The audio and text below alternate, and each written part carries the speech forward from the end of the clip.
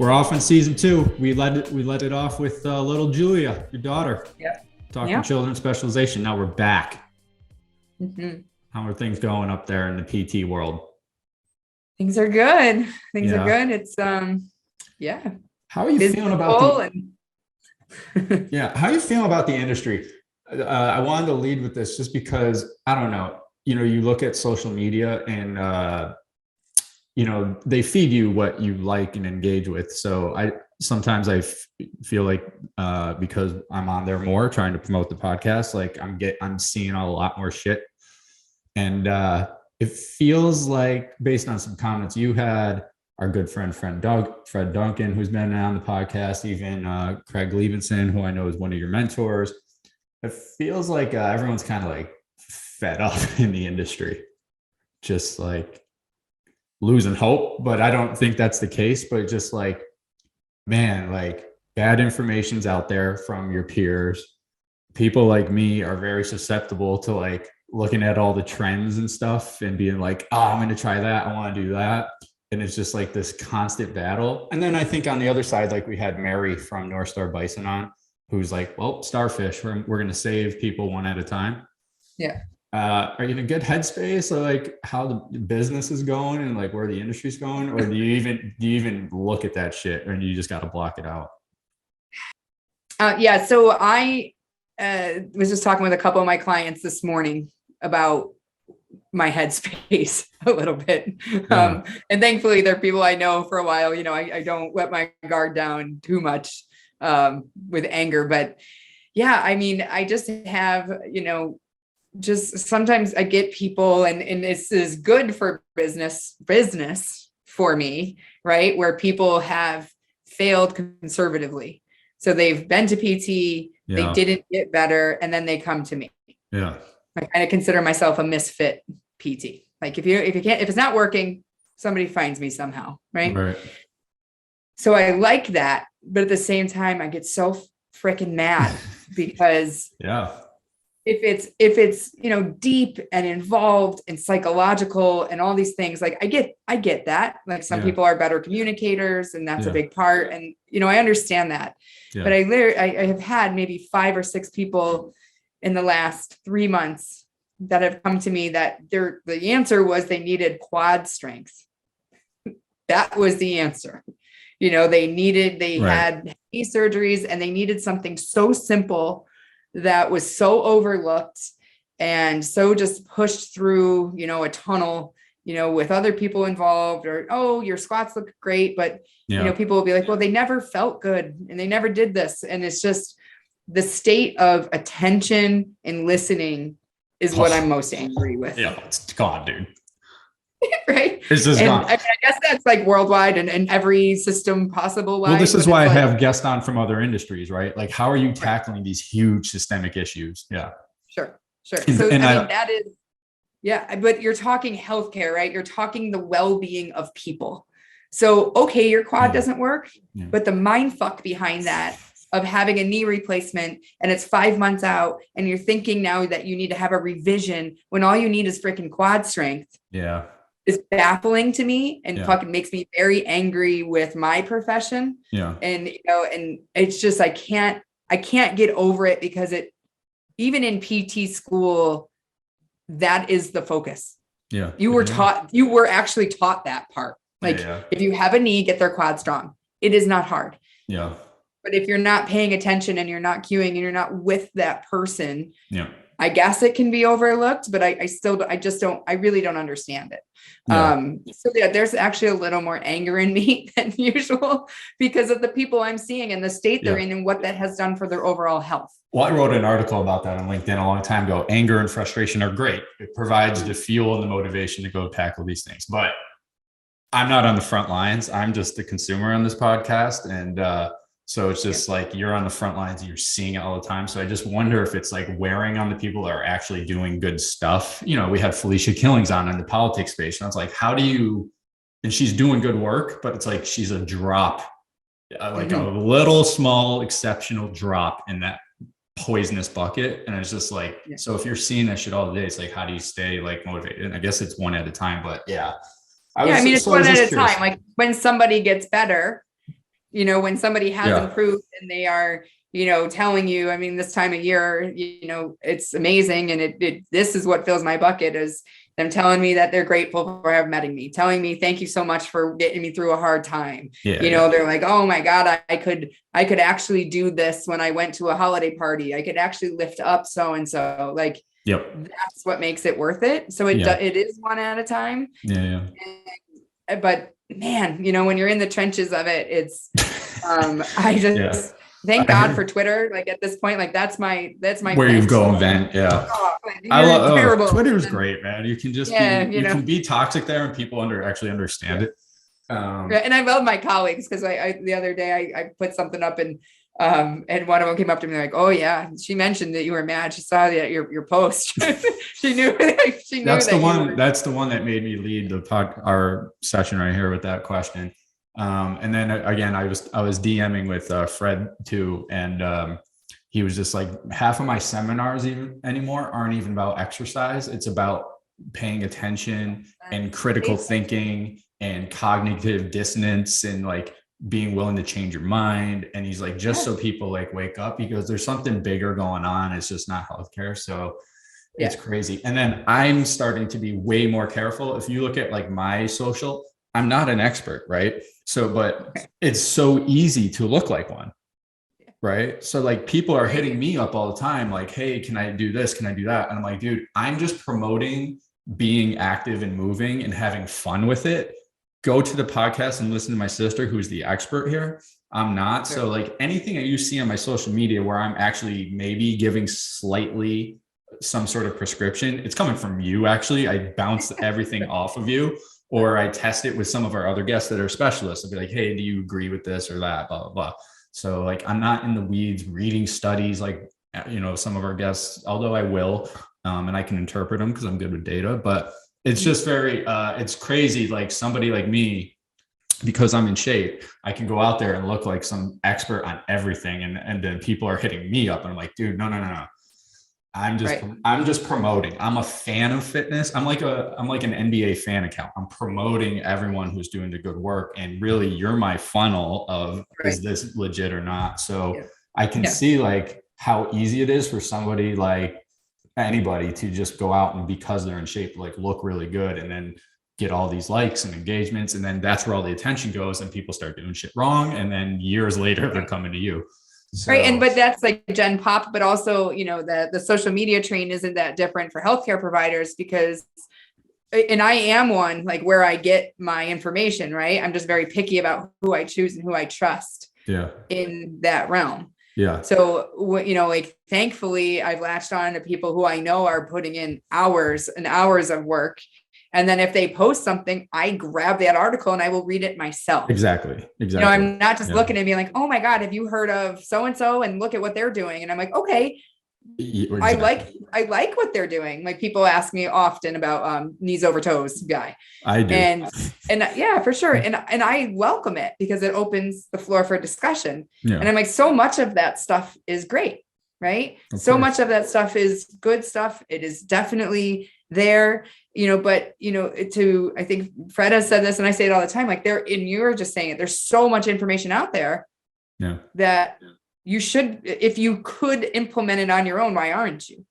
And so it's not just the information, it's the individual and how you're, how you're, sizing them up and being a team with them to help them through everything. It's not just, oh, here's some exercises, like which ones do you need?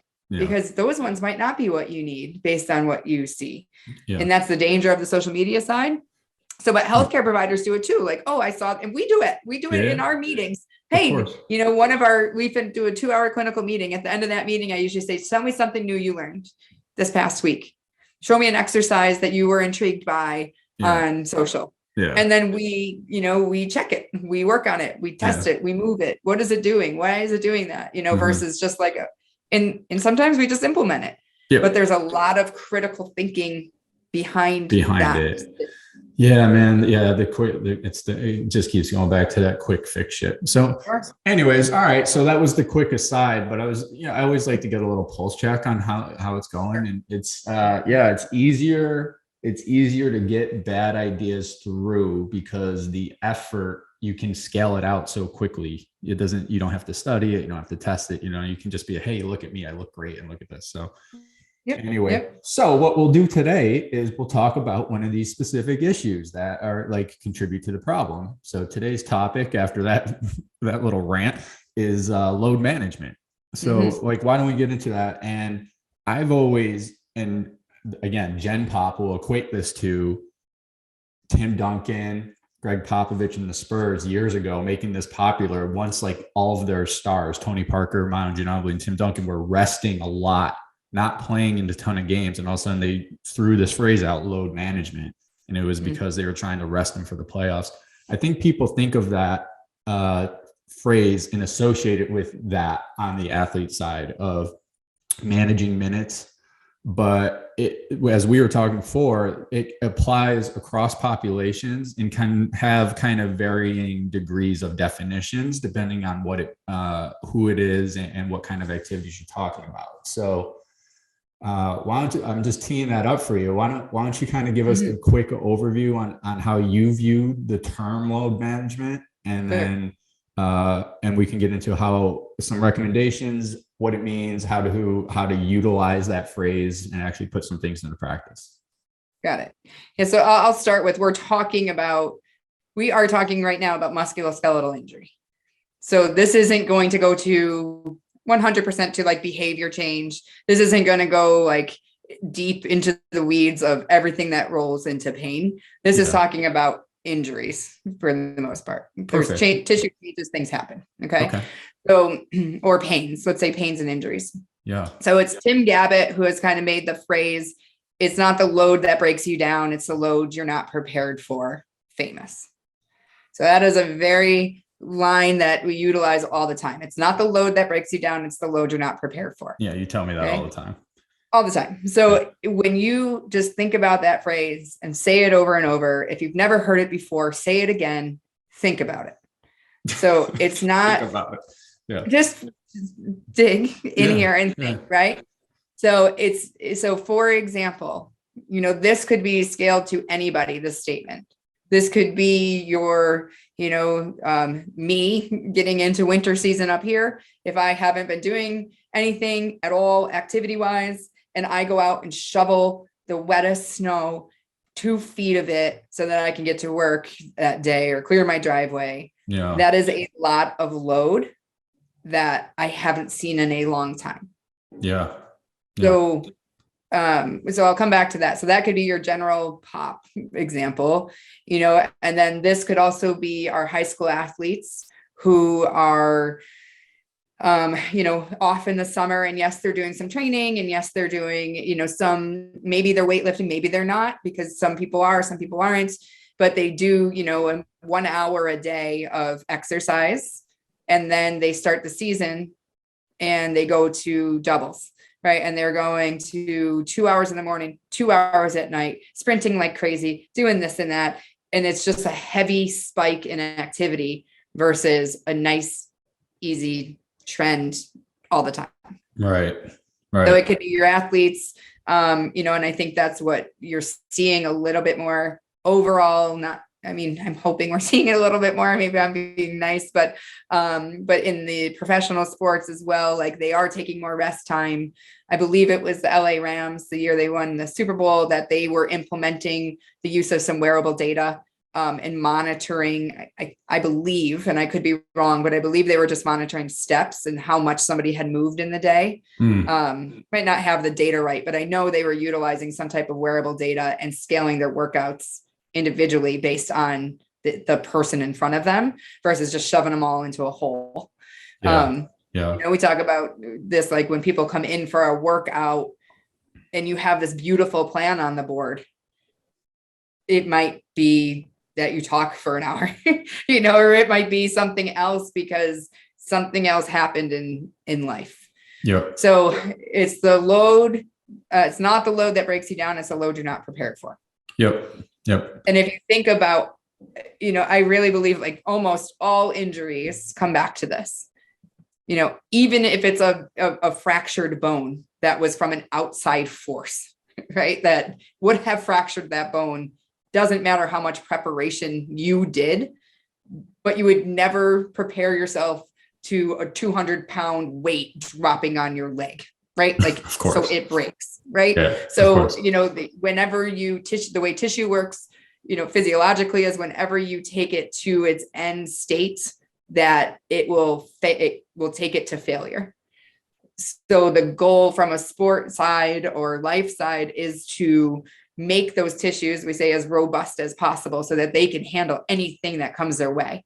Yeah. Will there be external loads that go above that you can't physically prepare for? Yep, there will. And that's life. The injuries we can't necessarily prepare for, right? There will always be those. Yeah. But this is, so when you're talking this is both probably musculoskeletal, recovering from the injury, but also preparing your muscle and your musculoskeletal system ahead of time for those things. So I'm thinking of the shoveling of the snow. Like, it's inevitable that in the Northeast it's going to happen, and you're going to have to shovel, or even pushing the snow blower if you have a big driveway, whatever it is. Is load management come into play so that person who's only going to do that a couple of times a year can be prepared for that moment in the best possible way? Is that part of the load management concept in your mind? 100%, right? So if we're talking, back to our primal movements, and somehow in your day, you're pulling things and pushing things and carrying things, and you're implementing those things. And in the training perspective, you're asking your body to do something hard and allowing it to adapt and change. Even as we get older, you're pushing your body's limits all the time. Versus, if you're doing shoveling is a combination of a deadlift and a rotational movement. Yeah. If you haven't seen those in a year from the last time you shoveled, something will hurt. But if you've been doing lifts and moves and hitting all the planes of motion and a nice, nice plan, whatever it is that you love to do, that's incorporating strength training and movement, then you're ready. Right. Right. So it's, yes, you can prepare for it. And if you're living a life in which you're incorporating physical activity well, then you're going to do that. The other side to that is, let's say we get ridiculous and it's something that we can't avoid, and then we hurt after. Understand it was a load issue, and that your body will recover.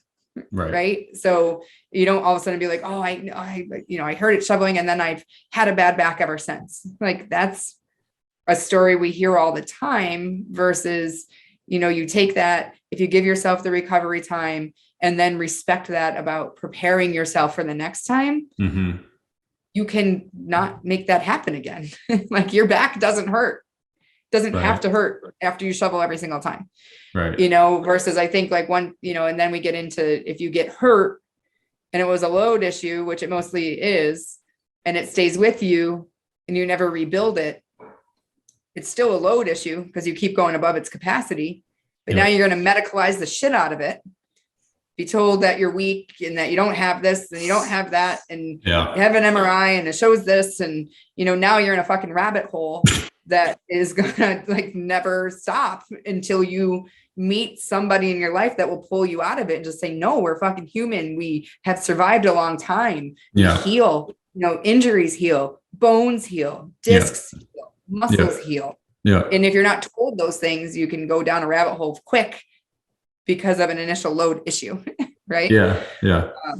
So that totally makes sense. And really, as we always do here, like, you can scale that to the athlete and you can scale that to the general population. So it's just like, even the athlete might have to shovel their driveway, although I'm sure they pay somebody to do that. But so it's activities of daily living versus the sport specific stuff you're doing versus hobbies that you might do semi-infrequently. It's to have a training program incorporated year round where you're at least touching on those things, right? And you're doing those somewhat on a frequent basis and challenging enough where your body can handle intensity. And I'm even thinking golfing, like I'm not good about that one, where like the first time after I go out, my obliques are just ripped. The next day, I'm very sore for the next like 3 days after the first session, after my first round. And then like, I'm good. I'm actually good from the rest of the year. I just like needed to wake those muscles up, so to speak. But so what are the things that you're trying to educate people that you're seeing on how to tackle this? Is it the primal movements and the general programming and getting on a weight resistance program? Is it doing more of the, and I don't like the buzzwords, but like the functional training of swings and twists and more Olympic movements? Like, what are you specifically doing, especially for people who they come, you get them pretty much better in a good headspace, musculoskeletal space. They've learned, they've educated. Like, what are they doing going forward so that this issue of load in their life becomes less of a pain point? Yeah. I mean, I think it just, everybody in the door is educated on the WHO activity guidelines, period. Right. And anybody I start with, I don't care if you have a toenail issue to a thumb issue to everything in between. Yeah. I feel as a healthcare provider, preaching those guidelines to everybody is something that we all need to have a unified front on. I don't care what healthcare scope you are in, but if you haven't had that education from me over the last 3 years in this office, then I'm not doing what I'm standing for.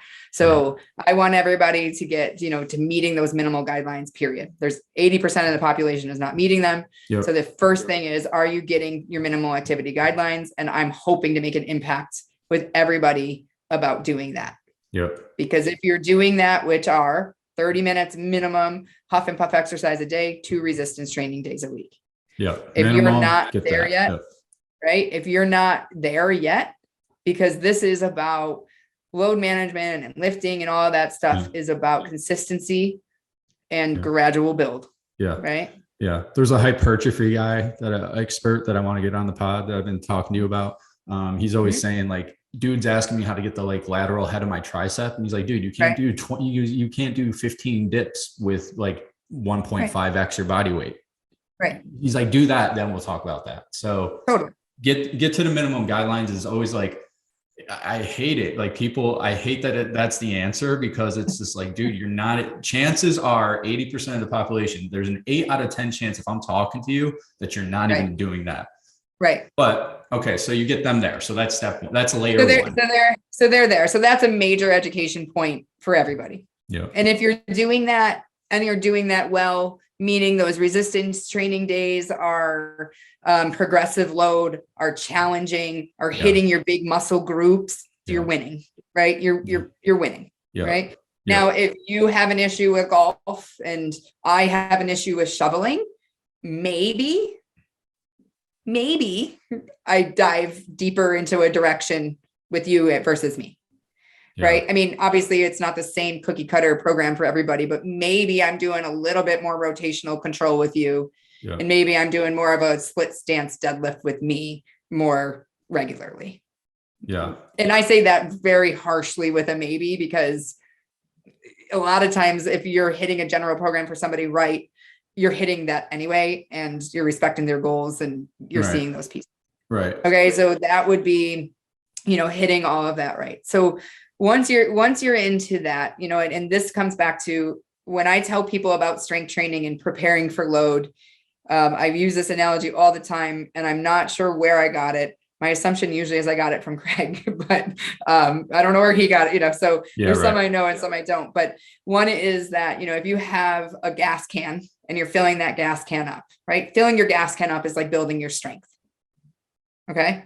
Gotcha. But if you've been deconditioned, your gas can might be smaller than my gas can, right? So first we need to get a bigger tank, right? Mm-hmm. So that is your establishing your basics. That is, gradually increasing your volume until you're at the minimum guidelines and then loading from there. We call that progressive overload.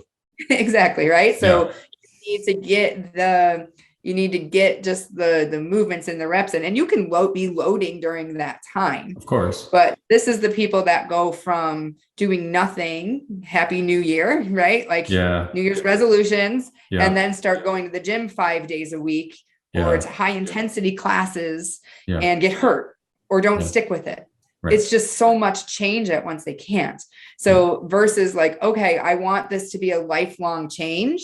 I personally have been going through this after having had my kids, and changing in my work life, and everything is like, it's just picking little bits at a time. Yeah. And, saying like getting to the minimal guidelines, getting myself to this point where then I can load. And it is fun to lift heavier. And it is suddenly fun to do cleans again because I have the foundations back. Yeah. Like if you just start and go, balls to the wall with stuff, you're not gonna succeed. Yep. Right. Yep. So we call that, it's always referred to it in the first principles world, we refer to it as like a boom and bust mentality. So either you're on or you're off or you're hurt. Right. Yep. You boom or you bust, you boom or you bust. And you're not getting this consistent plug into things. Yeah. And this is, again, we've talked about it with Fred, we talked about it with you on a few podcasts. If somebody's doing a specific activity, we've always said like the best way to get actually good at that is to do that activity. So like deadlifting, like soccer players and basketball players, like you said, that like, oh, great, we're going to push, pull, squat, deadlift, lunge, and walk, right? Like we're going to do those things. Like the programming for those isn't that dissimilar. And to get better at that is to do those activities. But for somebody who's in the seasonal, who's in a corporate job, and they're doing these things as hobbies, is there a way to program the more smartly besides those movements, the primal movements and those basics, so that I can't golf during the winter, or I'm not near a driving range, but I will start golfing in April? Can I somehow be better prepared through my programming there? I guess is how people are going to think about this, especially people like me who are just kind of like fitness enthusiasts. Like, is that how you educate people? Yeah. Sure. Like if you're going through a workout program and let's use golf. It's a good example, right? Up in the Northeast, we're not golfing, although there's simulators now everywhere. So you can golf throughout the year, right? Yeah. So if you chose to, you could. Yeah. Could you incorporate movements that are similar through the golf swing, like a lateral med ball throw, that are a powerful movement, a rotational complex that's doing something in the same way as golfing? Totally. Yes, you can. Yeah. You can guide your workouts to support the activities you want to do. 100%. Yes, you can. Yeah. You still have to have the foundations, but yes, then you can, put the fluff on and get, the things that you want. Right. Yeah. Now, the other thing is, when you start golfing, how do you start golfing? Right. Do you just go and, weather broke, I'm out 5 days a week, 18 holes every single day? Right. Bad decision. Bad.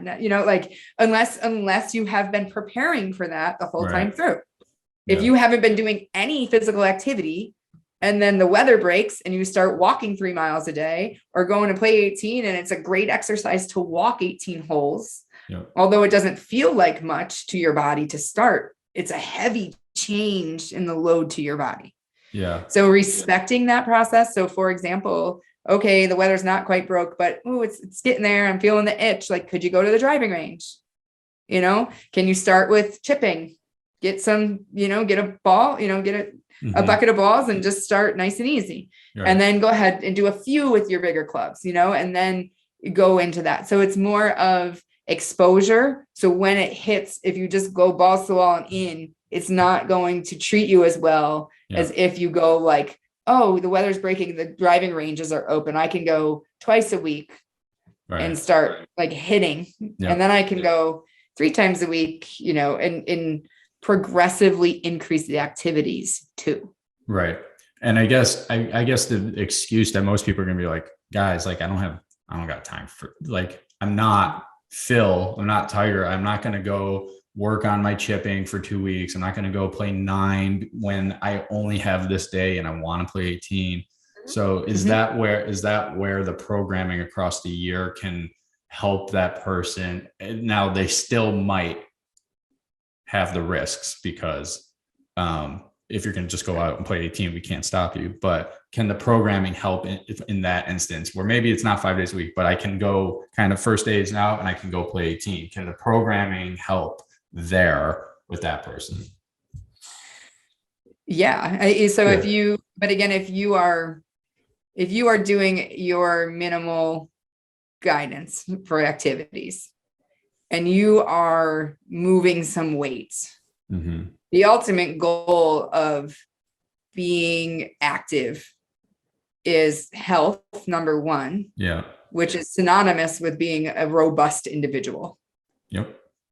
Right. Yep. So robust, you can turn into anything at any time. You want to go do this, you go do that. You want to go do this, you go do that.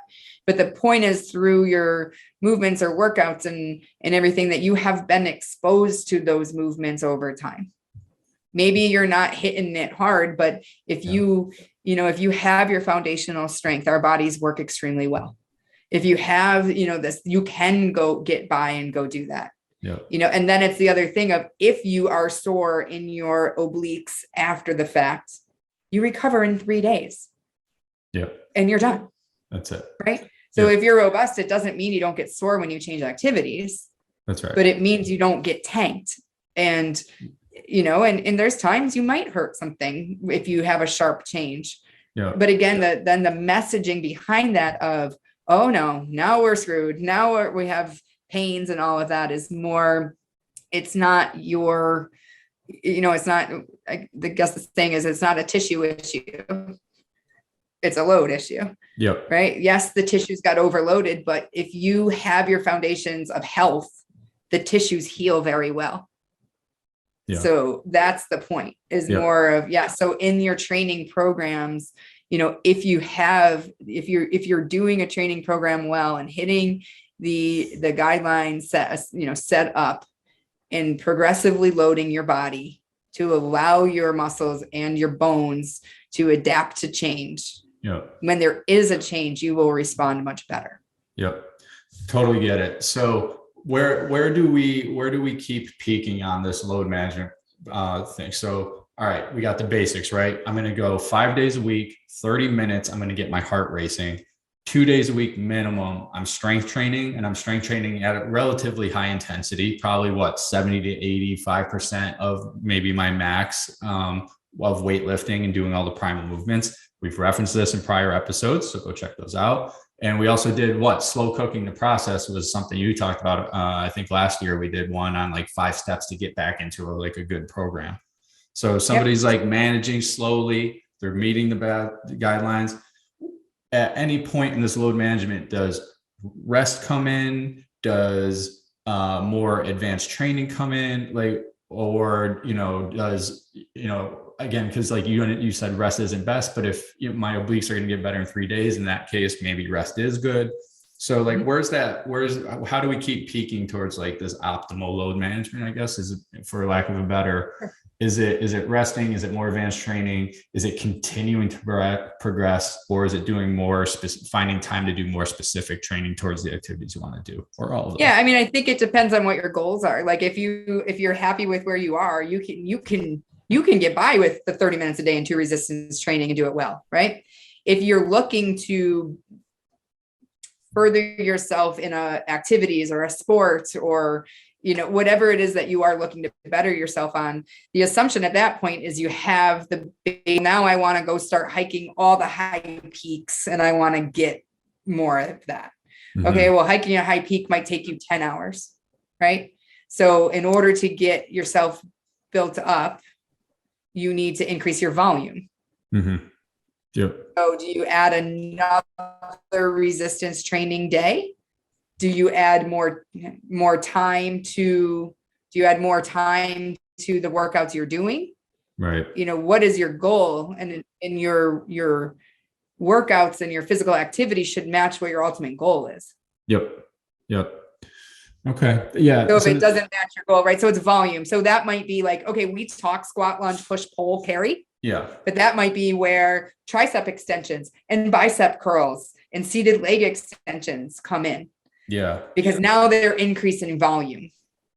Yeah. Right. That was, but they're increasing the volume of work you're doing. High intensity training is great. I mean, HIIT classes are great if you're ready for them. Yeah. But if you're not ready for them, they will tank you.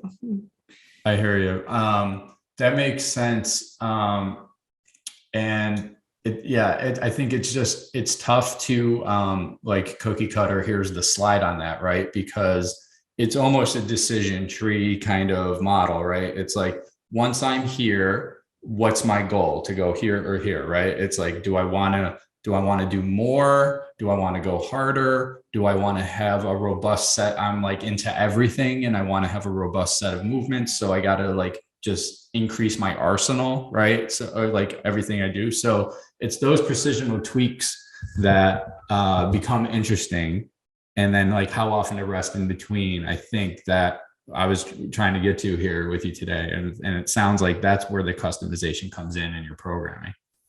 Right. I mean, and rest is extremely important in that, but it depends, I mean, I have a trainer next door who, he runs ultra marathons. He does a lot of high volume things, but he's also had a lifetime of building himself. So his ability to tolerate that volume of what he's doing is outstanding. For me, would have to be putting in things consistently for 15 years, in order to reach that peak.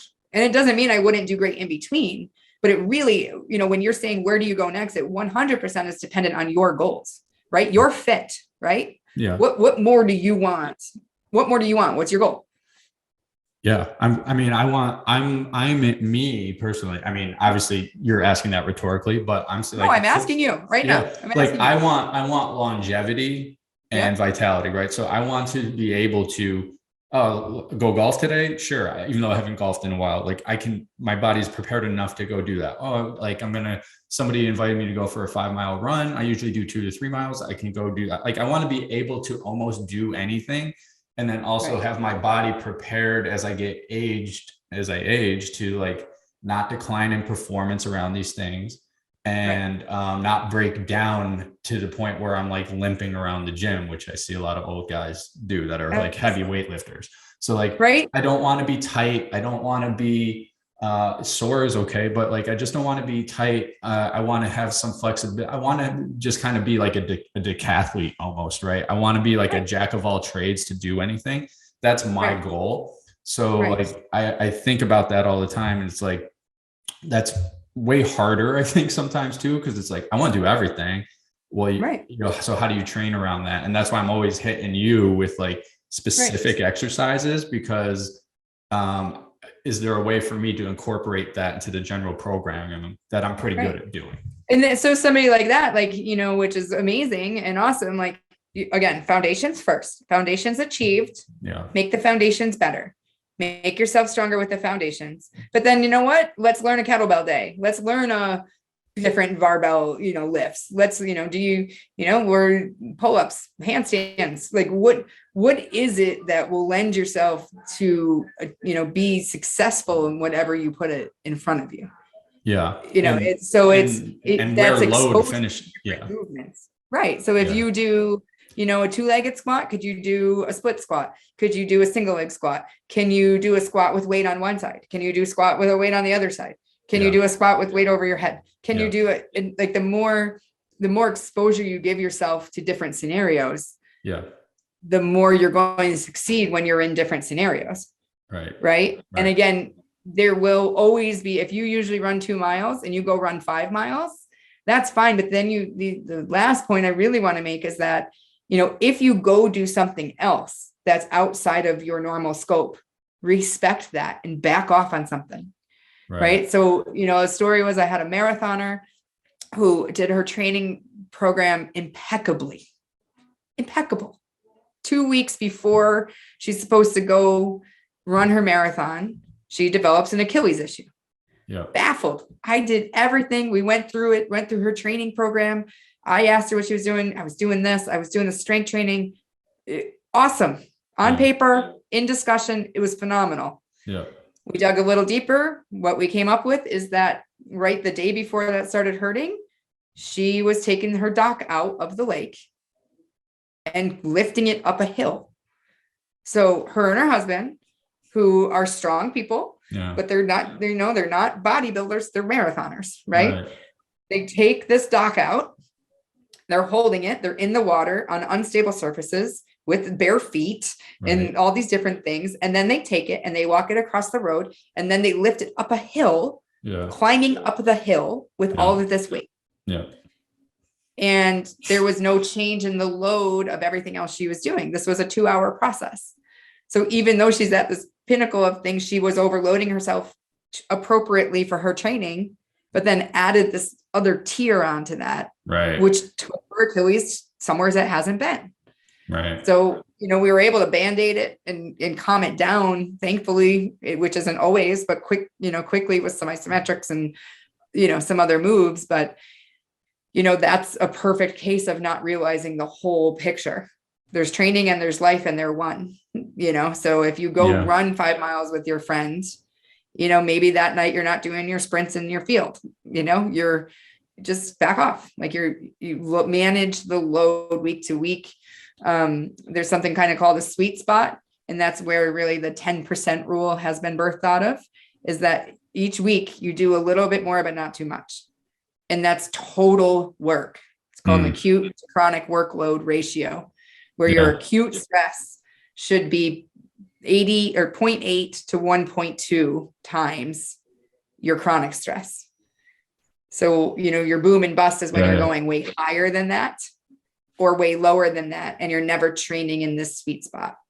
So that's, just something to be conscious of when life picks up or weather breaks. You're like, oh, I'm going to go do X, Y, and Z. That's awesome. But your chores are, your physical labor chores are included in your total work. And so if you spike that at any point, you're running the risk of hurting yourself. Got it. Yeah. So I think so. I think when people understand, that's the trajectory you're going on, even though they're starting down here, working out the foundations, they can see how they can put more of a plan together, even if you're not an expert in putting that, or they can more, efficiently work with an expert of outlining their goals. It's to be like, okay, here's all the things that I typically would encounter that I don't always on a frequent basis. And therefore, this is the education they don't get in the healthcare system, right? Nobody's asking them these questions. So it's like, in training, you should have an individual and idea to it, right? So if you, this is where if you show up to a gym and classes or a personal trainer that's not paying attention and they're just tossing you into workouts, or they have it on the board and you're just showing up and you have to do what's on the board with no wiggle room. I have no problem with you going to a class that's not on the board. But thankfully that's life. And that's what brings costs down for health and wellness is group classes. That is a very positive thing. And there's a lot of camaraderie and community and positive things that happen from group classes. But if you don't know yourself and or work with somebody who will protect you from yourself, you will, you can, I can go to a workout class, look at the board and be like, oh, no, that's not for me yet. But what can I do in that scope? Oh, I don't like that lunge variation because I haven't done it. How can I either do that or do something similar? And that's me personally, but you could talk to the coach at that point and just say how can I do this? And if their answer is just do it and lift weights, then that's, if it doesn't feel right, it doesn't feel right. Right. And this is a good, I know we got to wrap up. So I think this is a good, this is the good final takeaway here too, right? Because built on developing yourself is the whole name of the podcast. It's okay, understand there's going to be a lot of coaches out there are going to be push through and do this. And it's well, if you have the cognitive ability, just critical thinking to ask them hey, is this good for me? And they just give you generic answers back. That's a good place to know, you got to either go in, dig your own research or get second, third opinions and work with some experts. But that comes from a place of clearly knowing your goals. And then you can prepare all of the stuff we've been talking about, load management of that's how you stack and get to that optimal place. Right. And you need a coach that will push you, right? You need need somebody that says, I don't think I can do this. And they say, yes, you can. You need that guy. Very much so. But you also need somebody to say without digging deep, I would, and be well, what's the problem with that? And what are you worried? You don't need that deep behavioral mental dive every time. Right. But if it doesn't feel right, there needs to be a discussion of, oh, it doesn't feel right. Why? Oh, when I was 20, I blew my knee out in this position. Okay. Like, I hear you. So let's start it here. So you build confidence. And, you know, you need to be able to pivot on a dime as a coach or as an individual. So. I love it. Okay. So takeaways, again, thousandth time on this podcast, meet the minimum requirement guidelines of activity. 2, have an idea of where you're going.